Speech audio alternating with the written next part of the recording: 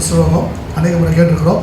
அந்த குஷ்ரோகத்துக்காக தன் சிறிய தேசத்தில் அடிமையாக கொண்டு வரப்பட்ட தனிப்பெண் அவன் சொல்றா, இஸ்ரவேல் தேசத்தில் ஒரு தீர்க்கதரிசி இருக்கிறார், என் ஆண்டவன் அவரிடத்தில் போய்வாரானால் அவர் குணமாக்குவார். ஏன்னா எத்தனையோ வைத்தியரை பார்த்தாச்சு, எத்தனையோ ஆயிரக்கணக்கான கோடிக்கணக்கான பணத்தை செலவழிச்சாச்சு. ஏன்னா அவர் கொண்டு வந்த காணிக்கையே பல கோடி.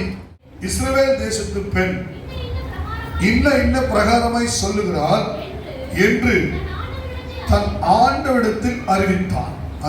அல்லேலூயா. நமக்காக ஜெபித்து கொண்டு சொல்லணும், ஆண்டவர் நீங்க ஜெபம் பண்ணீங்க, பதில் அனுப்பிட்டார், பெற்றுக்கொண்டோம். ஜெப விண்ணப்பத்தில் கொடுத்திருப்போம், ஜெபித்திருப்பாங்க, அற்புதம் நடந்திருக்கும், சொல்வதில்லை, தேவ சமூகத்துக்கு வருவதில்லை. அல்லேலூயா. ஆனா இங்க அந்த மனிதன் சுகமாக்கப்பட்ட பிறகு தேவ சமூகத்துக்கு வருகிறான். அல்லேலூயா. அவன் தேவனுடைய மனுஷனத்துக்கு திரும்பி வந்தான். எதை குறிக்குதுன்னா அந்த 10 குஷ்ரோகி சுகமாக்கப்பட்டாங்க, ஒருவன் மாத்திரமே திரும்பி வருகிறான். ஆண்டவர் கேட்கிறார், மற்ற 9 பேர் எங்கப்பா? அல்லேலூயா. 9 பேர் எங்க? ஆண்டவர் நம்மகிட்ட கேட்கிறார் ஒவ்வொரு நாளும். அதனால இங்கே அந்த மனுஷன் போறான், நன்றி அறிதலோட கூட திரும்ப தேவனுடைய மனசுக்கு திரும்பினான். நம்ம திரும்பணும், தேவ சமூகத்துக்கு திரும்பணும், சபைக்கு திரும்பணும். 10 ரூபாய் 100 ரூபாய் நமக்கு ஒரு நாள் இலவசமா ஒரு கிஃப்டா வந்தா கூட அதை நம்ம திரும்பணும். எங்க திரும்பணும்? ஆண்டவருக்கு திரும்பணும். ஆண்டவரே இந்த 100 ரூபாய் நீ கொடுத்துதான் உங்க நன்றி ஆண்டவரே. இன்னைக்கு 1000 ரூபாய் பார்க்க கிருபை செஞ்சு நன்றி ஆண்டவரே.